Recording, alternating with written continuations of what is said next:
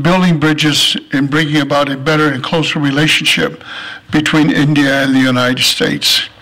So I don't need to be somewhat repetitious of all the benefits that is going to be mutually coming out of this agreement if should pass the Congress, where both India and the United States will mutually benefit from this. And as Mr. Puri had indicated earlier, it's my privilege and honor to introduce to you our Assistant Secretary for South Asian and Central Asian Affairs. My colleague, Gary Ackerman, has jurisdiction over South Asia, which includes India. But I have Central Asia, which has all the Kazakhstans, the Uzbekistan, the Turkmenistans, and the others. But Secretary Boucher has had a wealth of experience, certainly as a committed and career Foreign Service officer. He has served under the administrations of various secretaries of state, Secretary Baker, Secretary Powell, Secretary Condi Rice, and even before that, Secretary Eagleburger, and even Secretary Christopher. This is just to show how bipartisan his career has been, and not so much just to suggest it during a Republican administration. Secretary Boucher, as all of you know, is the Assistant Secretary for South Asian Affairs. All things affecting foreign policy considerations between India and the United States comes under his jurisdiction. So I am very, very happy and honored to introduce to you this gentleman that I think he's going to definitely be one of the point men or leaders within the administration to push this proposed agreement in the Congress, and hopefully that the leadership of both Republicans as well as the Democrats are going to be supportive of the terms and the substance of this proposed agreement. So I'd like to introduce to you now Secretary Boucher.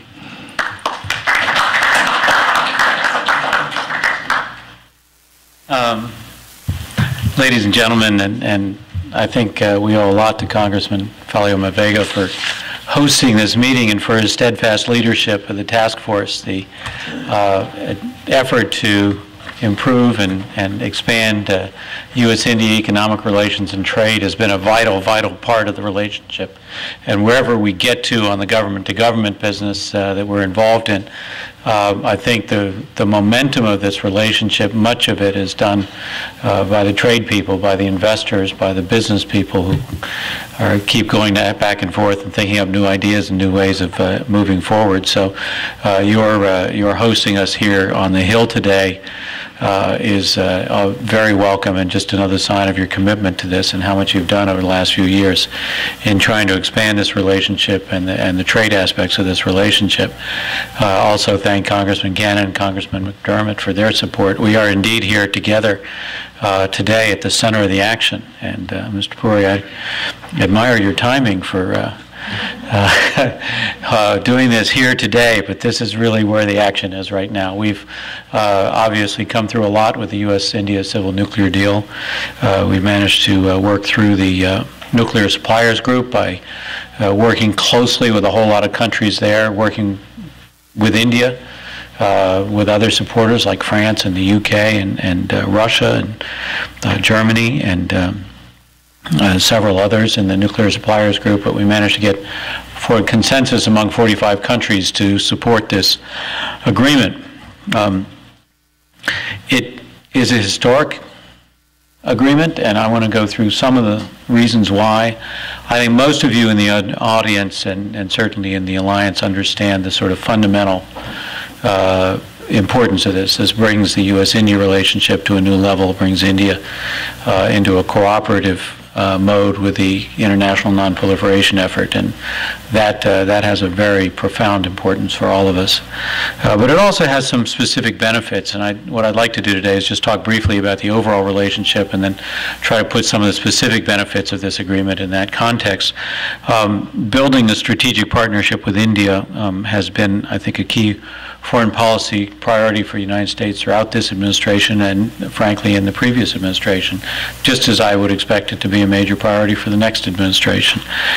President Bush and Prime Minister Singh signed the joint statement in July of 2005 that said successful transformation of the U.S.-India relationship will have a positive and decisive influence on the future international system as it evolves in this new century.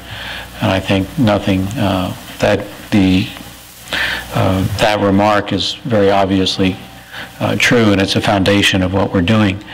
We've supported, with the help of the American people and the Congress, much more strong economic links with India, and we've talked about that, investment, opening up new sectors, a lot of back and forth. And one of the things I was surprised to learn when I came, when I was in India last month, was the numbers aren't completely clear yet, but it appears, at least from what people are talking about, that the flow of Indian investment into the United States is almost as big as the flow of American investment into India these days. And the Indian investors are actually creating jobs in the United States at an expanding rate, and that's good for us as well as for India.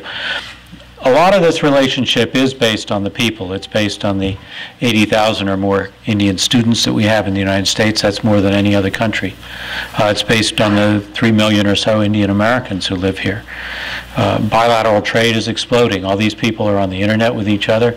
They're talking to each other. They're visiting back and forth. They're sending emails, and they're coming up with ideas. And so a lot of these businesses are run by schoolmates, classmates, relatives, people who go back and forth often. It's not like the old days when somebody used to come from India to the United States and it was really hard to travel back and forth. It was hard to keep in touch. Communications were slow. Now it's just a buzz back and forth all the time. And the better the technology, the bigger the bandwidth, the more the ideas, more ideas come forward, and the more it prospers. We see it in the numbers. India has become a key market for American goods. U.S. exports to India were up 75% last year alone. So this kind of trade is burgeoning. Academic exchanges are burgeoning. People-to-people exchanges back and forth are burgeoning. Defense cooperation, defense sales are burgeoning.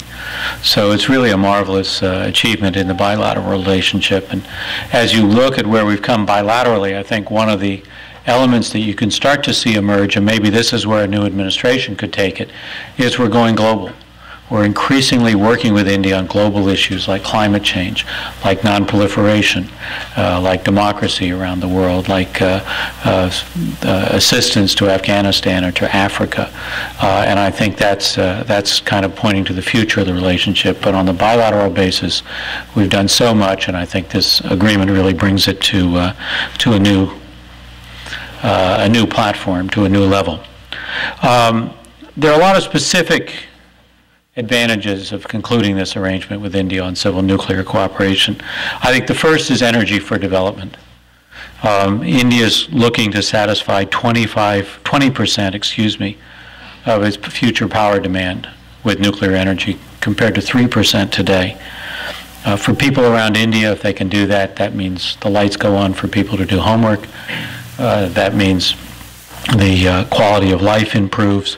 That means economic opportunities grow up. That means cold chains for farmers to sell their vegetables at better prices. Power is an essential part of the economic transformation of India, and we want to be an essential part of that power picture. The expansion also will expand our trade, which is the purpose of the alliance.